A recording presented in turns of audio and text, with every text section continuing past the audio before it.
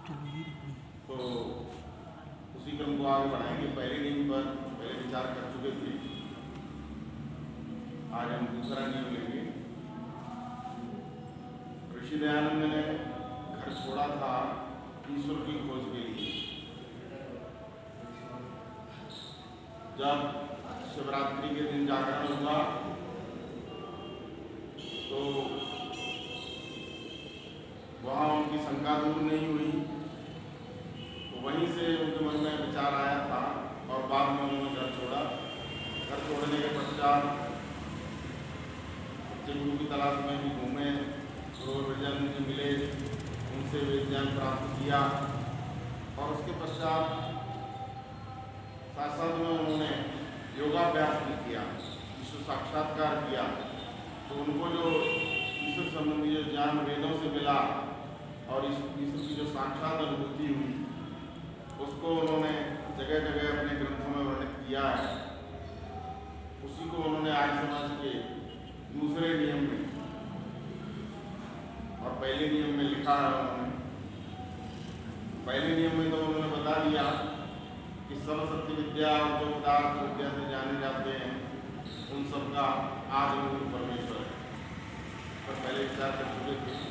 अब दूसरा नियम है ईश्वर सच्चिदानंद स्वरूप, निराकार, सर्वशक्तिमान, न्यायकारी, दयालु, अजन्मा, अनंत, निर्विकार, अनादि, अनुपम, सर्वाधार, सर्वेश्वर, सर्वव्यापक, सर्वांतर्यामी, अजर, अमर, अभय, नित्य, पवित्र और सृष्टि करता है।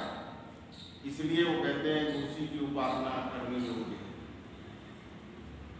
ईश्वर जैसे कठिन विषय पर उन्होंने लिखा, बताया, समझाया, व्याख्यान भी दी। तो ये हम सबका भी कर्तव्य है कि उस विषय को स्पष्ट किया जाए। तो वो आर्य समाज के दूसरे नियम में कहते हैं कि ईश्वर जो है वो सच्चिदानंद स्वरूप है। ये उसका स्वरूप है, स्वरूप यानी उसका अपना रूप। उसका अपना रूप क्या है? सच्चिदानंद स्वरूप। इसमें 3 शब्द हैं, सत, सत्ता, चित, चेतन और आनंद स्वरूप। नित्य उसकी सत्ता है, नित्य चेतन है और आनंद स्वरूप। अभी हम सत्याग्रह प्रयास के अंतर्गत भी सुन रहे थे कि संपूर्ण संसार को, संपूर्ण ब्रह्मांड को किसने धारण किया हुआ है। प्रकाश जी का भजन कई बार पंडित मोहन चंद जी सुनाया करते हैं, कण कण में है व्यापक सत्ता, पता दे रहा पत्ता पत्ता। कण कण में है व्यापक सत्ता, पता दे रहा पत्ता पत्ता। आप नजर दौड़ाओगे तो संसार में 2 प्रकार के पदार्थ दिखाई देंगे। एक को मनुष्यों की रचना है और एक परमपिता परमात्मा की रचना है। रचना चेतन पदार्थ भी कर सकता है। जीवात्मा की सत्ता है और चेतन है, प्रकृति जड़ है। परमपिता परमात्मा सत्ता भी है, चेतन भी है। तो जो संसार दिखाई दे रहा है उसमें बहुत से पदार्थ तो मनुष्यों ने बनाए और कुछ पदार्थ ऐसे जिनको मनुष्य चाह करके भी नहीं बना सकता। एक मिट्टी का कण नहीं बना सकता, एक तिनका नहीं बना सकता, घास का एक तिनका भी नहीं बना सकता। तो ये जो पदार्थ दूसरे दिखाई दे रहे हैं, इनको इस रूप में लाने वाला परमपिता परमात्मा है। सृष्टि प्रलय ये क्रम निरंतर चलता रहता है। 4,32 करोड़ वर्ष की सृष्टि होती है, 4,32 करोड़ वर्ष प्रलय होती है। इस तरह से दिन और रात चलते रहते हैं। सृष्टि और प्रलय बराबर चलते रहते हैं। तो ये जो सृष्टि वर्तमान है इसको 1,96,08,53,122 वर्ष हो चुके हैं। इससे पूर्व प्रलय थी। प्रलय अवस्था में भी उसकी सत्ता थी। प्रलय और अभी मंत्र बोल रहे थे ना, राधेश्याम जी बता रहे थे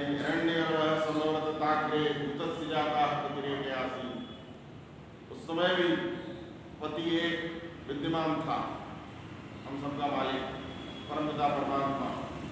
सृष्टि से पूर्व भी,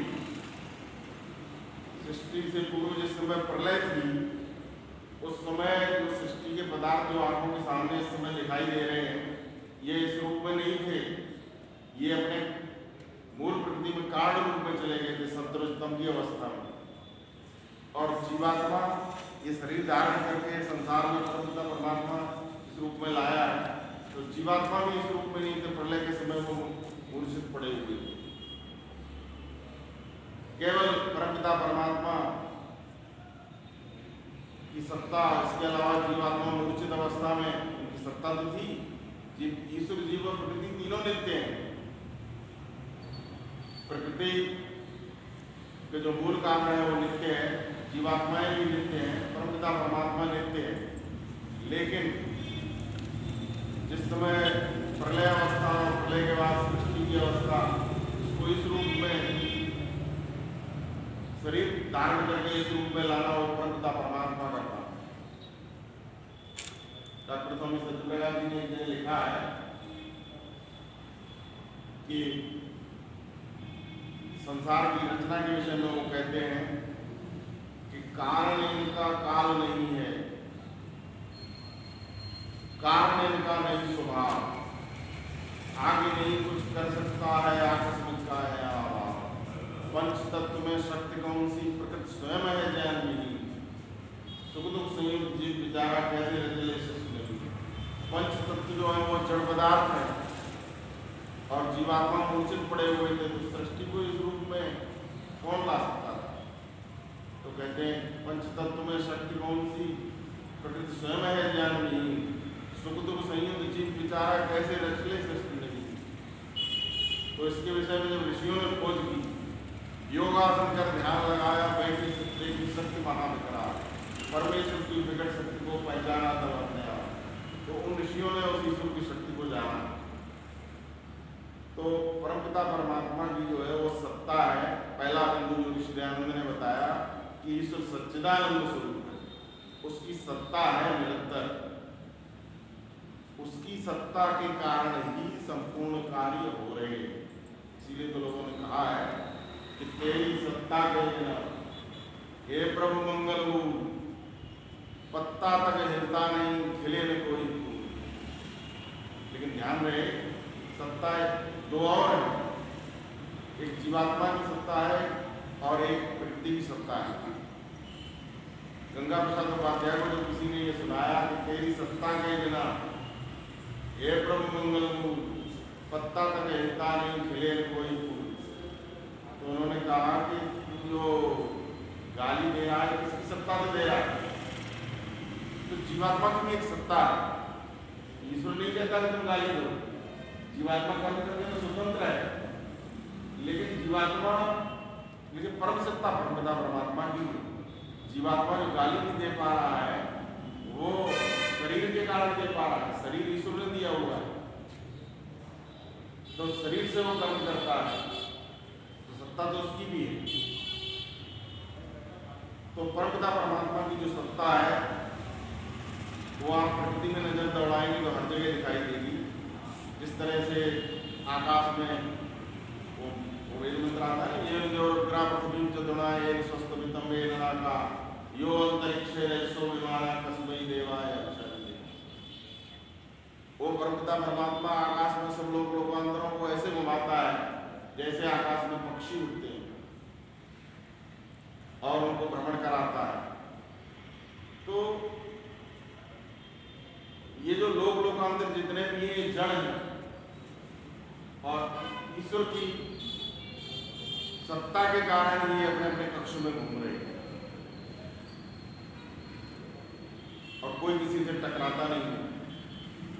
पृथ्वी घूम रही है, चांद घूम रहे हैं, सूर्य घूम रहा है, संपूर्ण ब्रह्मांड घूम रहा है। तो ये किसकी सत्ता? ये तो जड़ पदार्थ है। भाई जिज्ञासु जी ने एक लिखा है, जड़ में चेतना का फूंका है प्राण ने। जड़ में चेतना का भी प्राण किसने फूंका हुआ है? परमपिता परमात्मा। जड़ पदार्थ भी एक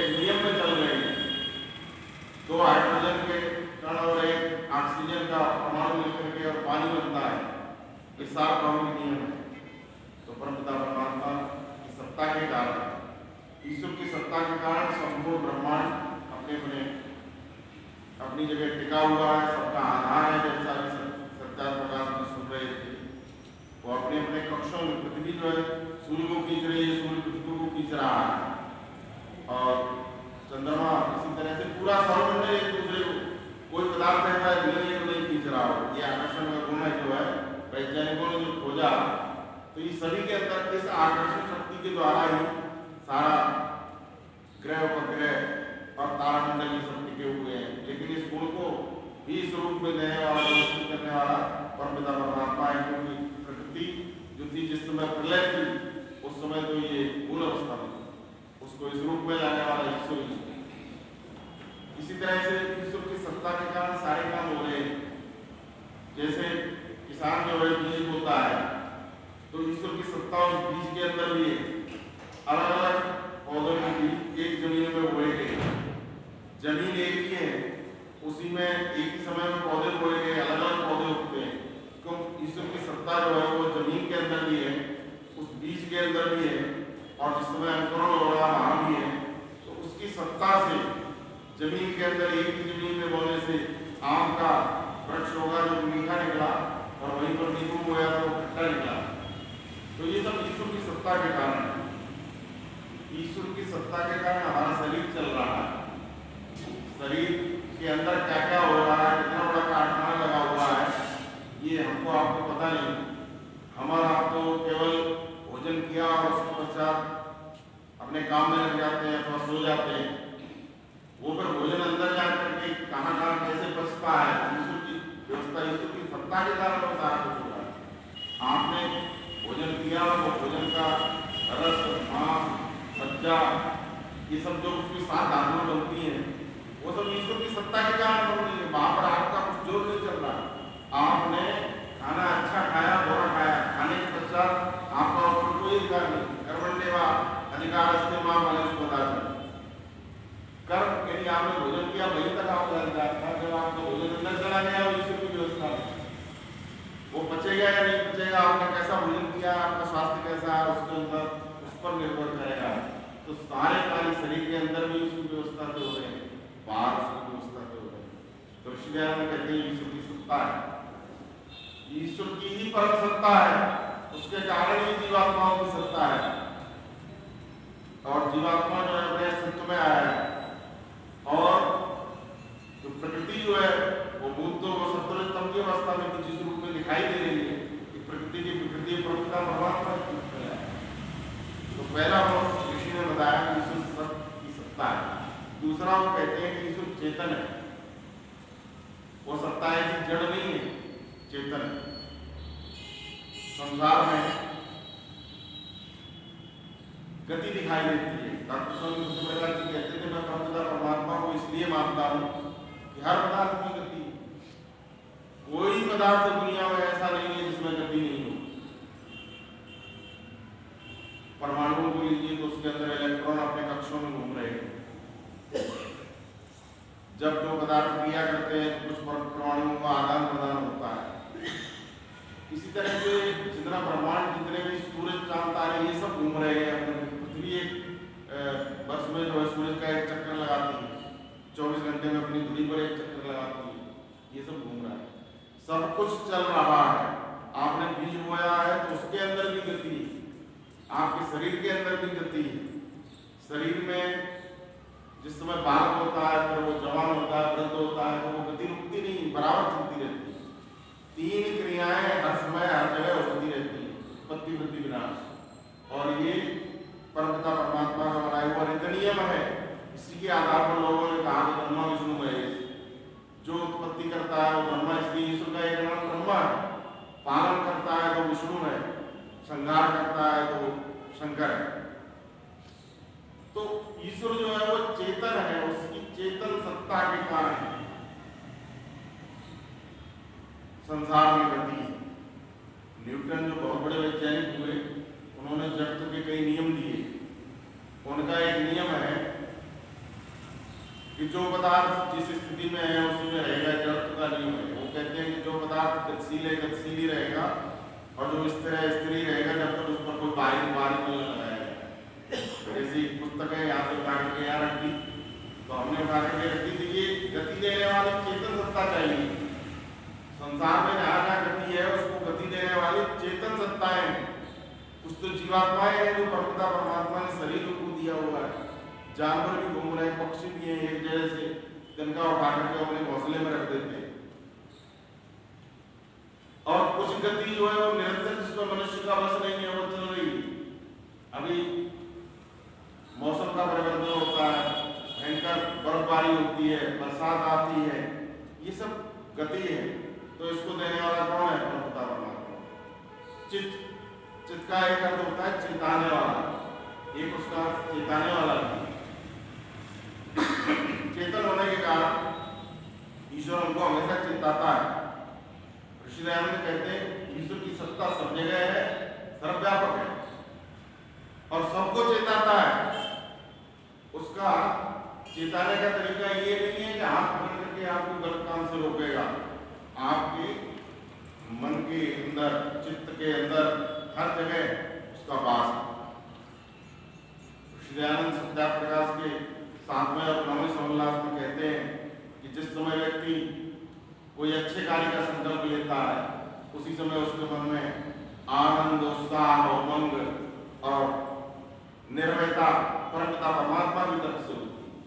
जीवात्मा में होती है परमपिता परमात्मा की तरफ से।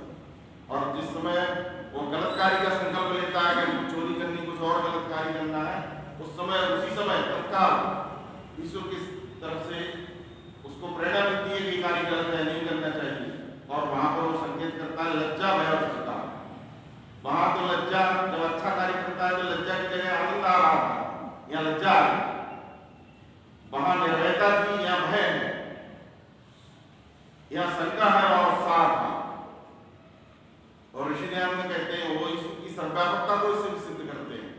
वो कहते हैं कि आपके अंदर भी है, मेरे अंदर भी है, इनके अंदर भी है, सभी के अंदर है। जिस समय चोर चोरी करता है, ईश्वर उसके मन को वहीं पर रोकने के लिए लज्जा वाला शंका उत्पन्न कर देता है, शर्मिंदा कर देता है। पहला काम तो यही कर देता है। इसलिए डॉक्टर सत्यप्रकाश जी एक जगह लिखते हैं कि विस्तृत है जो जाल जगत में ईश्वर नियमों का चमोर, करता लोक सकल है बस में, आग सकता कोई चोर। कोई चोर चोरी करके उसकी सत्ता जो आ नहीं जाता, भाग नहीं सकता कोई चोर। करता और प्रलय का वो करे अकेला ही सकता। तो इसमें एक दृष्टांत आता है अकबर और बीरबल का। एक बार अकबर ने बीरबल से पूछा कि मैं बड़ा हूं या खुदा बड़ा है? तो बीरबल ने कहा खुदा कहां बड़ा है, आप ही बड़े हो। और कैसे बड़े? तो बोले आप अभी हमसे नाराज हो जाओ, अपने राज्य से निकाल के बाहर कर सकते हो। खुदा की ताकत नहीं हो अपने राज्य से बाहर कर सके। तो सर्वव्यापक चेतन सत्ता तो सब जगह है, वो अपने राज्य से बाहर मुझे फेंक ही नहीं सकता। ऋषि दयानंद ने इस बात को उदयपुर नरेश को एक बार कहा था।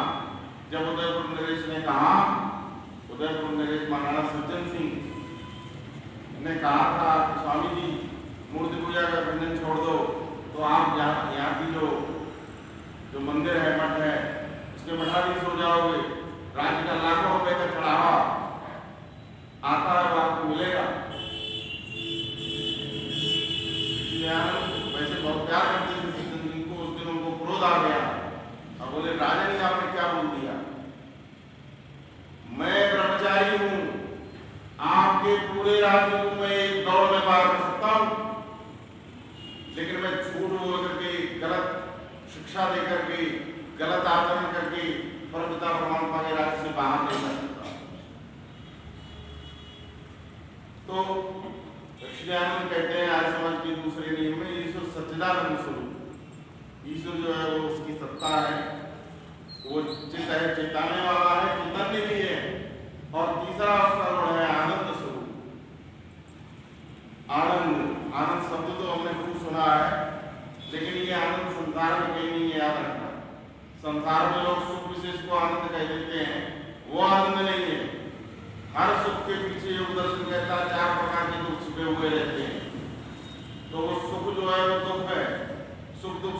रात की तरह चलते रहते हैं। जिनको लोग सुख समझते हैं वो उनके पीछे दुख छिपा हुआ है, वो सुख नहीं है। लेकिन आनंद प्रभुता परमात्मा का अलग है, वो कभी जो है घटता नहीं, वो निरंतर बढ़ता है। और ये आनंद प्रभुता परमात्मा का 3 समय में मिला करता है, 3 प्रकार से मिला करता है।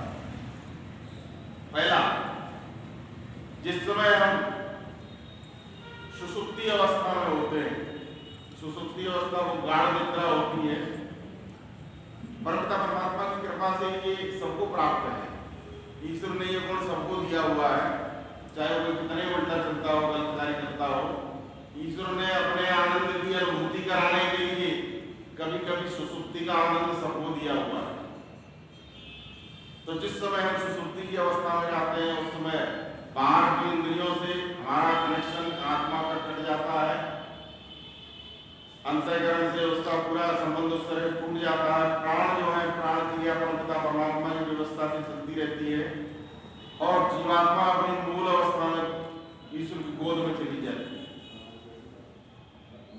संसार से कोई संबंध नहीं रहता, मन चलता नहीं है हमारा, मन शांत रहता है। स्वप्न अवस्था अलग है। आत्मा की 4 अवस्थाएं हैं, जागृत, स्वप्न, सुषुप्त, तुरीय। और दादा लिखते हैं जागृत, स्वप्न, सुषुप्त, तुरीय रचा मुक्ति का वर्ग कैसे। एक और अवस्था जो मुक्ति की जागृत अवस्था तो हमारी अभी है। स्वप्न, जिस समय स्वप्न देख रहे होते हैं, आपने देखा जब सपना देखते हैं तो मस्तिष्क जो थक जाता है, और सुषुप्ति में ईश्वर का आनंद मिलता है क्षणिक रूप से। और तुरीय अवस्था जो है वो योगियों की होती है, जिस समय समाधि में वो आनंद लेते हैं और एक मुक्ति की अवस्था होती है। तो ये जो सुषुप्ति का आनंद परमपिता परमात्मा की गोद में हमको मिलता है, इसी तरह से दूसरा जो आनंद है वो ईश्वर का मिला करता है, वो समाधि अवस्था में मिलता है। योग दर्शन में जो अष्टांग योग है, 8 अंगों 8 नियम से पालन करते हुए जब हम समाधि तक पहुंचते हैं, उस समय संसार से संबंध हट जाता है। पहले संप्रज्ञात समाधि और फिर असंप्रज्ञात समाधि की अवस्था आती है। संप्रज्ञात समाधि में प्रज्ञा बुद्धि की प्राप्ति होती है, हर बात सही गलत उसकी समझ में आने लगती है। असंप्रज्ञात समाधि में जिस समय होता है जीवात्मा, उस समय उसको अपना ध्यान भी नहीं रहता और संसार से तो पहले छूट चुका है। अष्टांग योग में पहले जो 5 अंग हैं वो तो बहिरंग योग है, और अंतिम 3 है धारणा, ध्यान, समाधि, वो अंतरंग योग है। धारणा में, ध्यान में फिर जब समाधि की अवस्था में जाते हैं तो उस समय जीवात्मा जो है वो जागृत अवस्था में होते हुए भी मूर्छित नहीं है, और परमपिता परमात्मा का वो आनंद जो उसे स्वप्न में, जो सुषुप्ति में नहीं मिला था, उससे बड़ा आनंद समाधि में मिलता है। सुषुप्ति में उसको, सुषुप्ति में तो जैसे आप गए थे वैसे ही लौट करके आए, क्योंकि सुषुप्ति के बाद कोई सुधार नहीं होता। लेकिन समाधि अवस्था जिन योगियों की होती है, वो पहले और बाद में अंतर आता है।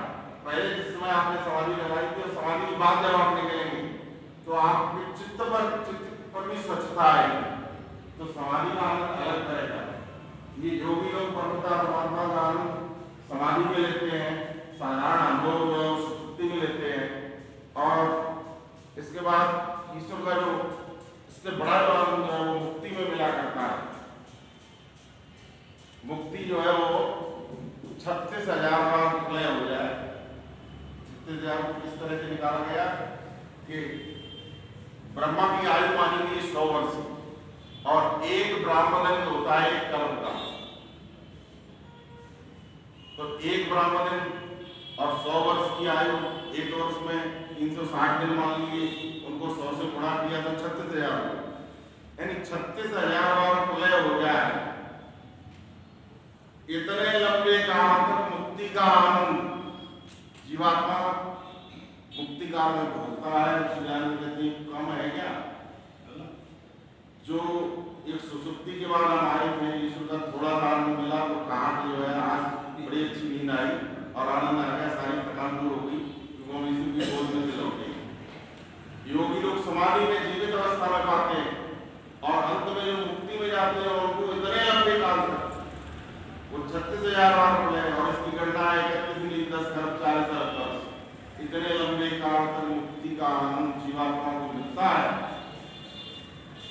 तो ऋषि कहते हैं परमपिता परमात्मा सच्चिदानंद स्वरूप, वो ईश्वर जो है उसकी सत्ता भी है, वो चेतन भी है, वो आनंद स्वरूप, आनंद का बहुत बड़ा समुद्र है।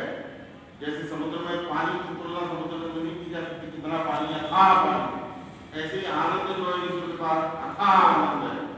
और वो आनंद हम लोग सांसारिक लोगों को तो सुस्ती में नाम मात्र का मिलता है, योगी लोग जो है समाधि में अधिक आनंद पाते हैं और वो समाधि लगाते लगाते अंत में मुक्ति में जाते हैं, तो उस समय बहुत लंबे काल तक उस आनंद को भोगते हैं। और इस मनुष्य जन्म का जो उद्देश्य भी वो यही है, धर्म अर्थ और काम मोक्ष, कि मनुष्य जन्म इसलिए मिला है कि धर्म के द्वारा अर्थ की प्राप्ति करें और उसी से कामना की सिद्धि करें। धर्म के द्वारा जो अर्थ प्राप्त किया जाता है वही अर्थ है, अन्यथा और अर्थ है। इसलिए हम कहते हैं धर्म से जो प्राप्त हो वही अर्थ है, अन्यथा अनर्थ है।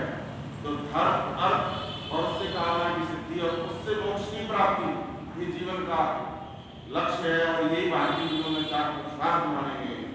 तो ऋषि दयानंद ने बताया आर्य समाज के दूसरे नियम की शुरुआत में ही 22 गुणों की चर्चा है।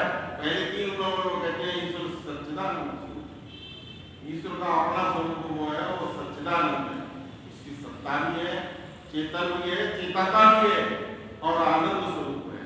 तो आइए हम ऋषि दयानंद द्वारा वर्णित आर्य समाज के नियमों में जो गुण है उनको समझते हुए, फिर ऋषि कहते हैं इतने गुण हैं और ये गुण आपको यदि चाहिए तो फिर उसी की उपासना करो। वो कहते हैं उसी की उपासना करनी होगी, मूर्ति पूजा आप करोगे तो उससे कुछ मिलने वाला नहीं, वो तो जड़ पदार्थ है, उसमें चेतनता भी नहीं है, मूर्तियों को पूजते पूजते हम लोग भी जड़ हो गए। इसलिए ऋषि कहते हैं परमपिता परमात्मा में एक गुण अधिक है, सच्चिदानंद आनंद है, उसकी तरफ बढ़ो। एक तरफ प्रकृति है, जड़ पदार्थ है और एक तरफ ईश्वर है। तो ऋषि दयानंद की महती अनुकंपा है जब उन्होंने दोबारा ऋषियों का वो ज्ञान हम सबको दिया और ईश्वर उपासना की तरफ प्रेरित किया। नहीं तो हम ईश्वर उपासना से बहुत दूर जड़ पदार्थों की उपासना की तरफ बढ़ गए थे। इन्हीं के शब्दों के साथ मैं